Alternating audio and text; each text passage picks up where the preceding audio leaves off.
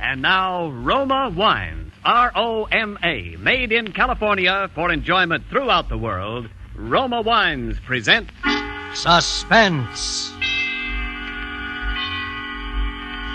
Tonight, Roma Wines bring you The Man Who Thought He Was Edward G. Robinson, a suspense play produced, edited, and directed for Roma Wines by William Spear. Suspense, radio's outstanding theater of thrills, is presented for your enjoyment by Roma Wines. That's R-O-M-A, Roma Wines. Those excellent California wines that can add so much pleasantness to the way you live, to your happiness in entertaining guests, to your enjoyment of everyday meals. Yes, right now, a glassful would be very pleasant, as Roma Wines bring you Edward G. Robinson, as both himself and as a certain Mr. Homer J. Hubbard, a man who thought he was Edward G. Robinson, in this remarkable tale of Suspense.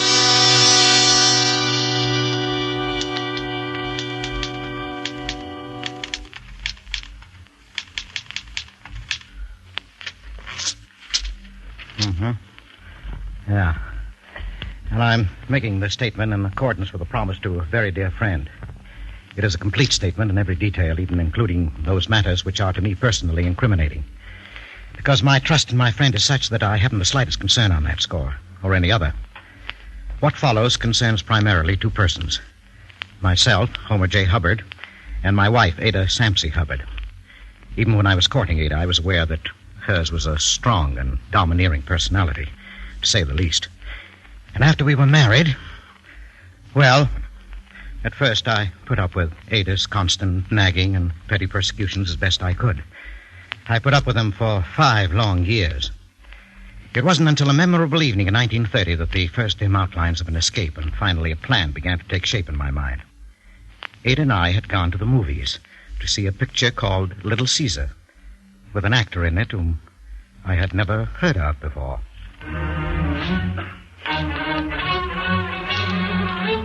Oh, so you thought you'd rat on me, huh? Well, get this. Nobody rats on Little Caesar. See?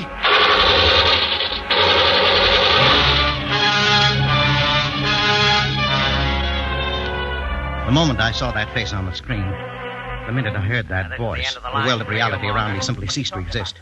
I lived that picture. I was Little Caesar. I was Edward G. Robinson. I was dimly conscious that my voice was like his, that even my face without my spectacles and with my hair parted differently might have been mistaken for his. But it was more than that. It was his personality that fascinated me and that I assumed. Calm, assured, tough, the kind of a man who made people do what he wanted done the way he wanted it done. Walking out of the movie theater, I knew something had happened that was going to change my whole life. There's the man. Little Caesar, they call him, and well, they may. What's his name? Edwin G. Robertson? No, Edward G. Robinson. Oh, Edward G. Well, Yeah. I'll wait until we'll be hearing plenty about him from now on. He's no Caspar Milquetoast. Yes, dear. Is that all you have to say? Yes, dear. What does it take to arouse a little enthusiasm in you anyway? Well, Here you've seen a fine performance, a picture that would get anybody in the world excited. Yeah. And all you can say is, yes, dear. Yes, dear. Oh, I wish you were half the man that Robertson is.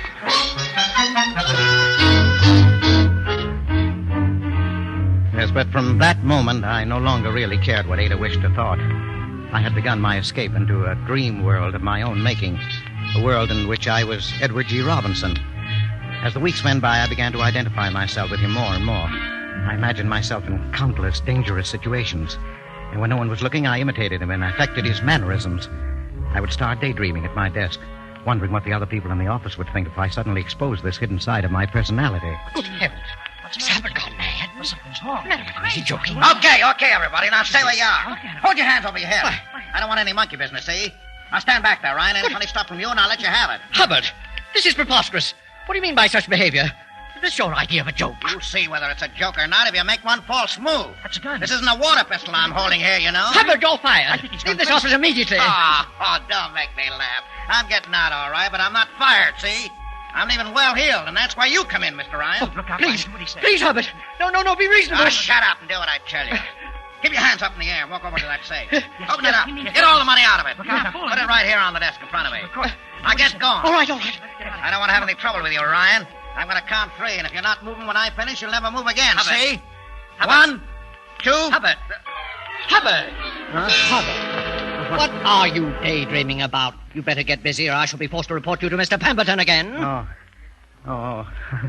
I'm sorry, Mr. Ryan. I'm terribly sorry. I can't understand what could have come over me.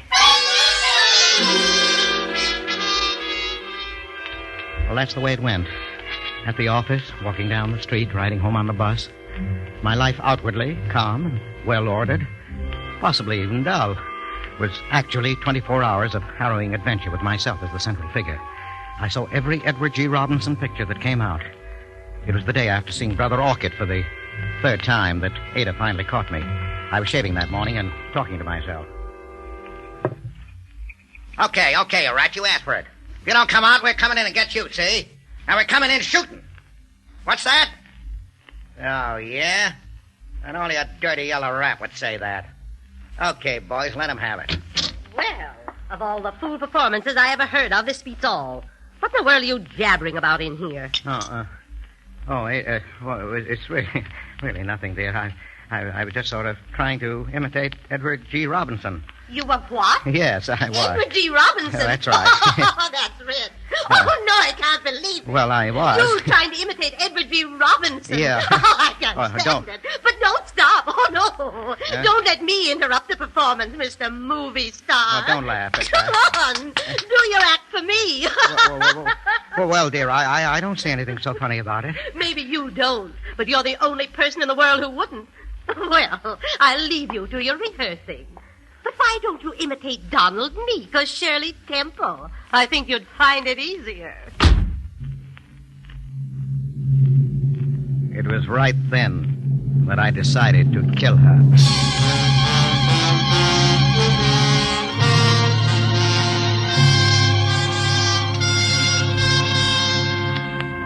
For suspense, Roma Wines are bringing you The Man Who Thought He Was Edward G. Robinson, a radio play by Leslie Raditz. Roma Wines' presentation tonight in radio's outstanding theater of thrills, Suspense.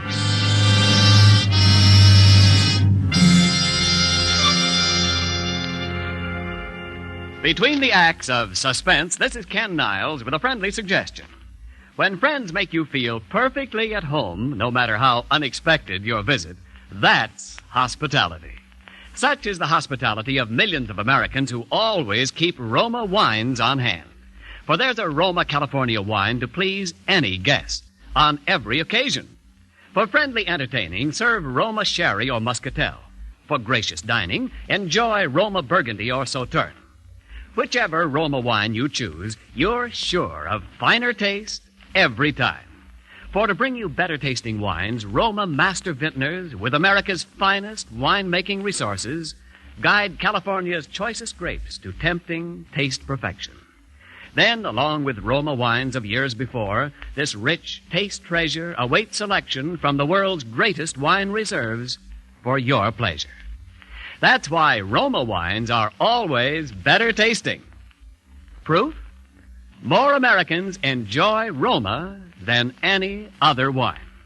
So insist on Roma, R-O-M-A, Roma wines, largest selling wines in all history. And now, Roma Wines bring back to our Hollywood soundstage Edward G. Robinson, appearing as both himself and as Homer J. Hubbard, the man who thought he was Edward G. Robinson, in a tale well calculated to keep you in suspense.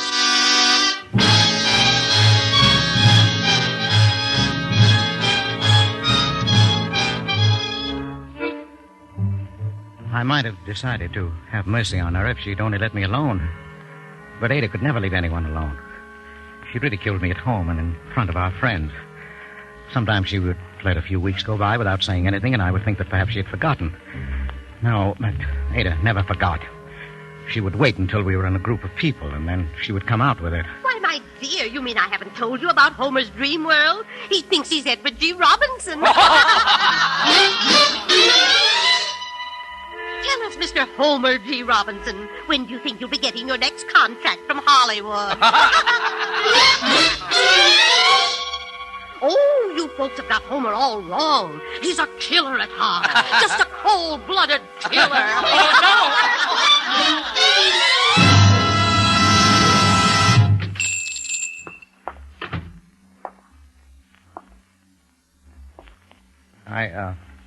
I want to buy a gun. Sure, Bud. What kind of a gun? Oh, well, I don't know much about guns, but that one looks all right. Yeah, that's a nice little gun. 2850. Do I have to have a license? Not unless you're going to carry it on your person. Otherwise, we just register it for the police records under your name. What's the name? Edward G. Robinson. Huh? You heard me, Mug. Edward G. Robinson. Huh? See?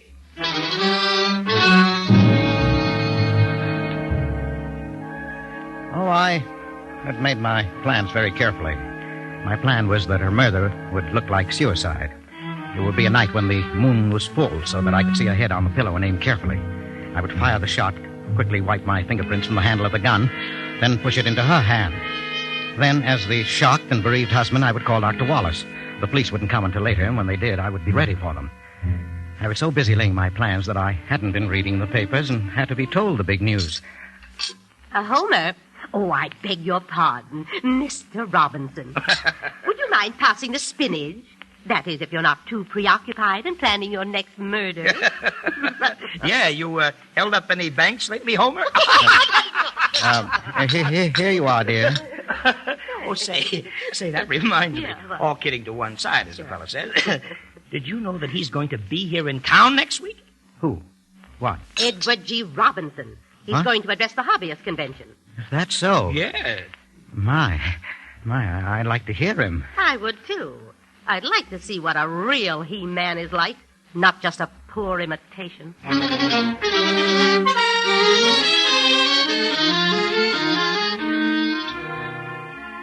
We went. And at first, it was the most terrible disappointment of my life. Because he wasn't tough or hard-boiled or anything like it. He seemed to be a mild-mannered man, a little shy, almost like me. And he talked about orchids and modern art. They were his hobbies, he said, raising orchids and collecting paintings, modern paintings. But as the lecture went on, I began to understand. And by the time it was over, I knew. And so, ladies and gentlemen, I consider myself twice blessed. Every man is blessed who has a hobby, but I am among the fortunate few who has two hobbies. And, as the fellow said, whose fiancée had a twin sister... Oh, I see. You already know it. I love them both. Thank you very much.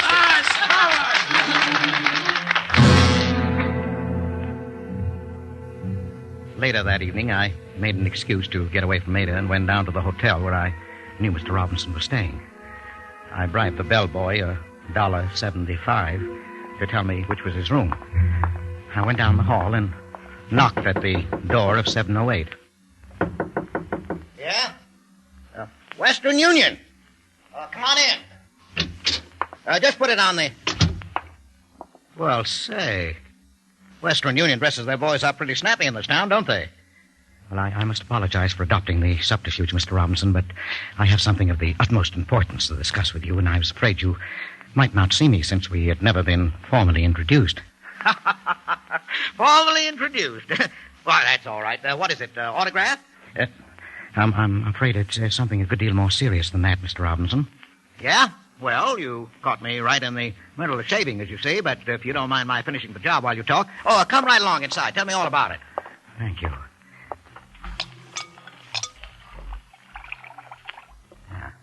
Well, now, what's on your mind? Well, Mr. Robinson, I have a problem. I followed your career since its earliest fame, and that is why I feel that you'll be able to tell me what to do. Uh-huh. Well, what is the problem? Well, Mr. Robinson, suppose, this is purely hypothetical, of course, but suppose you were going to kill somebody. Kill somebody? Yes, in your own home. Somebody who is, shall we say, related to you. Yeah, now, hold on, Mr. Hubbard. Homer J. Hubbard. Mr. Hubbard. Well, I may look like a bad guy on the screen, but when I'm not working, I'm just a plain, peace-leaving, living citizen, just like anybody else. You can fool people like that audience tonight with all that talk about orchids and modern art, and it was very good, and I quite understand why you do it. A man in your position must have a front, of course. Yes, but you didn't fool me. I know Rather, I knew that I could come to you and be perfectly frank. Yeah, what about? Why, about the murder. About the what? Well, look at me, Mr. Robinson. I'm a shy, inhibited, weak, utterly ineffectual person. I've none of your assurance, your hardness, your ability to cope with any situation the direct, the ruthless way. How many times I wished I had. Because for 20 years my life has been made horribly, unbearably miserable by one person. My wife. Oh, so that's the way it is. Yes. Yes, for years I bore it as best I could. And then, one day I thought, how would you have coped with it? And of course I knew at once. You would kill her. Hey, now, wait a minute. Say, are you kidding me? Oh, no, Mr. Robinson, I wouldn't think of such a thing. Look here. I've even secured a gun to do it with. Here, you better give me that. No, don't point it. Hand it to me by the barrel. Oh, we'll put it over here. Safer, you know. Yes, I must admit, I know very little about firearms, and they're quite distasteful to me. Yes, you and me both. I mean, small arms like that. Of course, a Tommy gun, that's different. That's the only thing to use. Yeah. Yes, I suppose you're right. But I didn't know where to get a Tommy gun. And I was afraid even if I did, I'd never master the art of using it. Yes, well, now you want to kill your wife, is that it? You want me to help you? If you would, Mr. Robinson, if you could spare the time. I can't tell you how grateful I'd be. Well, you know, Mr. Hubbard, you look like a pretty nice little guy. Your wife must really be an old battle axe to have got you in a frame of mind like this. All right, I'll tell you what I'll do. I will help you. Oh, Mr. Robinson. Yes, but it's got to be done my way, see? It's got to be done right. You got to plan these things. Now, take this gat, for instance. That's no kind of a rod to kill your wife with. Why, the caliber is all wrong. The ballistics would be all wrong. The dicks would be on your tail just like that. Now, I got a gat home that's perfect for this job, get me? I've knocked off Humphrey Bogart, Orson Welles, Jimmy Cagney. Oh, I don't know how many guys with it. Now, the first thing when I get home, I'll send it to you, parcel post. Would you, Mr. Robinson? Oh, sure. Now, when you get it, you just lay low, see? Now, don't do a thing till you hear from me. I'll lay this thing out with some of my boys, and then I'll get in touch with you, okay? Oh, Mr. Robinson, I don't know how to thank you. Oh, forget it, pal. Forget it. What's a little murder between friends?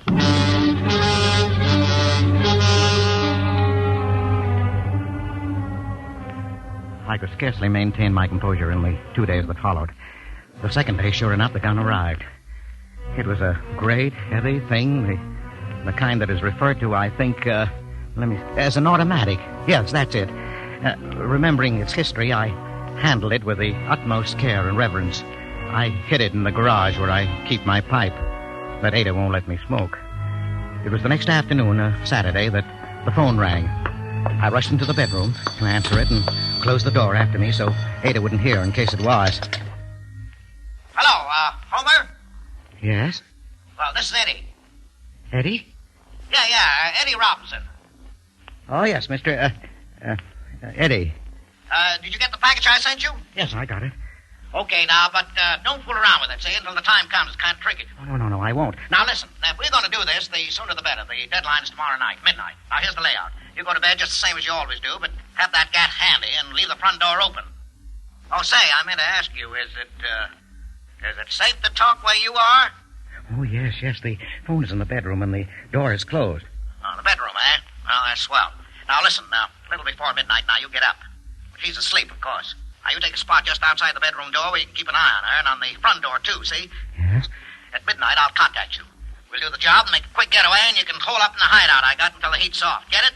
Tomorrow night. Midnight. I'll do everything just as you say, Eddie.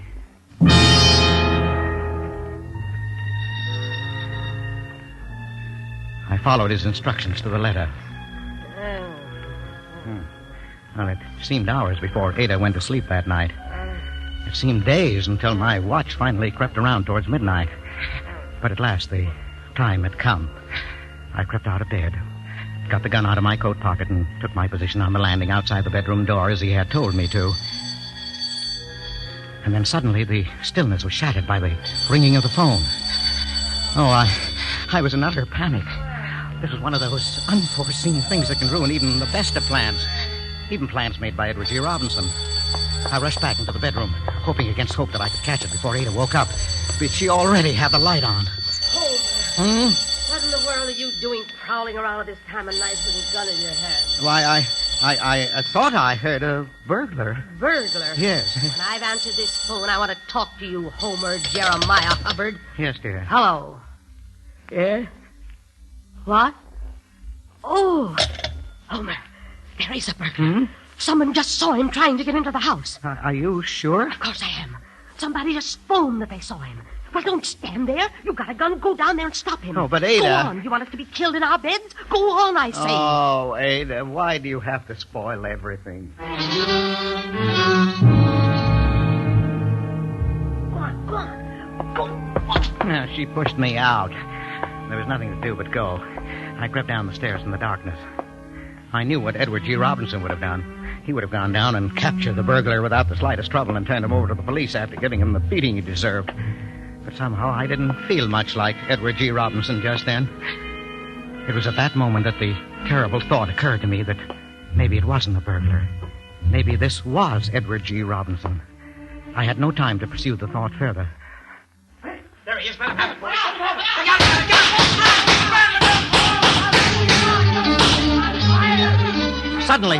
Suddenly there was a barrage of shots and a confused yelling of voices. In my terror, I suppose I must have squeezed the trigger of my own gun because it began jumping and flaming in my hand.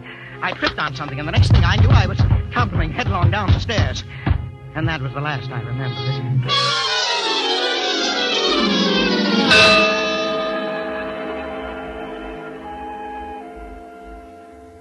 When I woke up, Ada was holding my head in her arms, and she was crying.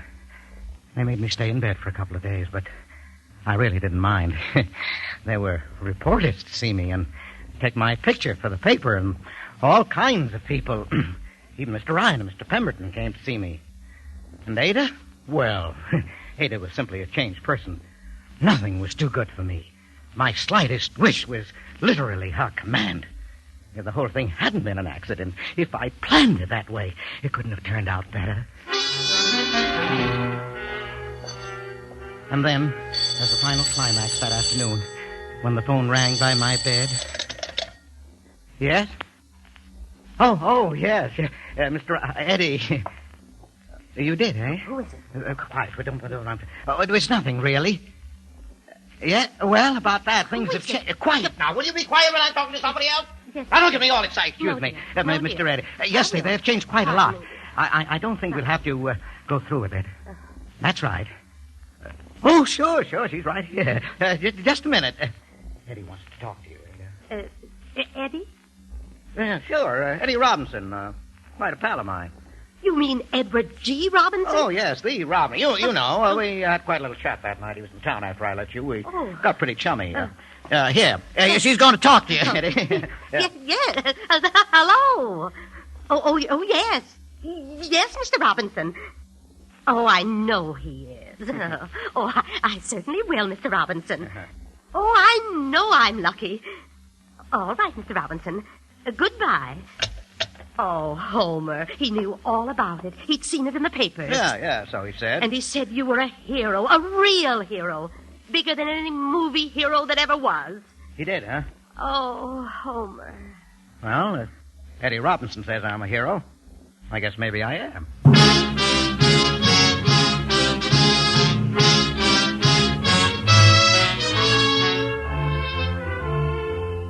It couldn't have turned out better, Eddie, and you know how grateful I am. I'm a regular little Caesar around town now. My married life is all I've ever wanted it to be. Because there are some things about the whole thing that confuse me a little. It has even occurred to me, I will confess, that you might have had more of a hand in it than was generally known. That the gun you sent me might have contained blanks, I believe you called them, don't you? Because in spite of all the shooting, there wasn't one bullet hole anywhere in the house, and the gun had disappeared, which confused the police somewhat, too. And that the burglars might have been some of your boys playing a little joke. Yes, but I don't think you would do a thing like that to a pal, Eddie, would you? No, I don't even think you would use this statement that you asked me to send you to hold over my head as a guarantee that I wouldn't try to kill Eddie again. Not that I ever would. But even if you did all that, Eddie, I don't really mind. Because, as you might say yourself, what's a little joke between pals?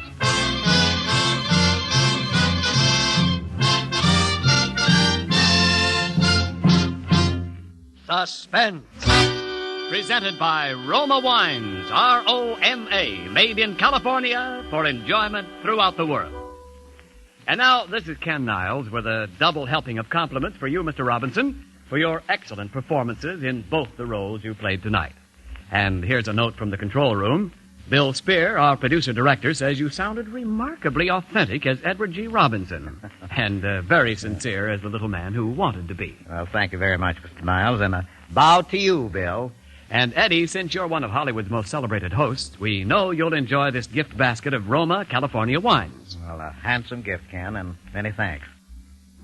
Here's the bottle of Roma Burgundy Bill Spear suggested we serve tomorrow night if Mrs. Robinson can get any meat. Well, Eddie, during these shortage days, when you rarely find the porterhouse steak or juicy roast you want, Roma Burgundy rescues many a meal.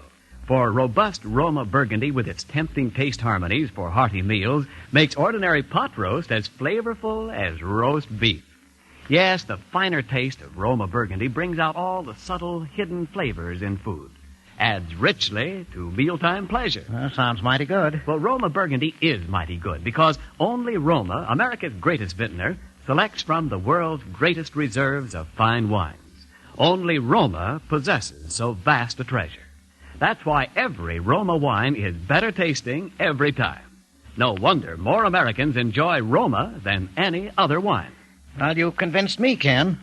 And now tell me, who stars on Suspense next Thursday? It's that very lovely and very talented actress, Miss Susan Hayward. Well. In a play about a wife, a husband, a blackmailer, and a remarkably ingenious murder plot. I think you'll want to listen, Eddie. Well, why should I want to be different from everybody else in the country, Ken? I certainly will listen. Good night. Good night, Eddie, and we're looking forward to seeing you in your new Thalia production, The Red House. Next Thursday, same time, you will hear Miss Susan Hayward as star of Suspense. Produced and directed by William Spear for the Roma Wine Company of Fresno, California. In the coming weeks, Suspense will present such stars as Judy Garland, Jack Carson, Brian Dunleavy, Cary Grant, Roddy McDowell, and others. Make it a point to listen each Thursday to Suspense, radio's outstanding theater of thrills.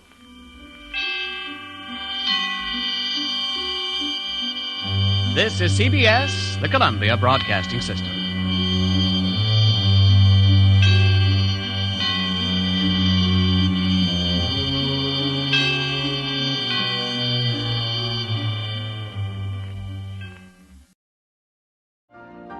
You've been listening to the OTR Gold Network. Find more classic radio at otrgold.com.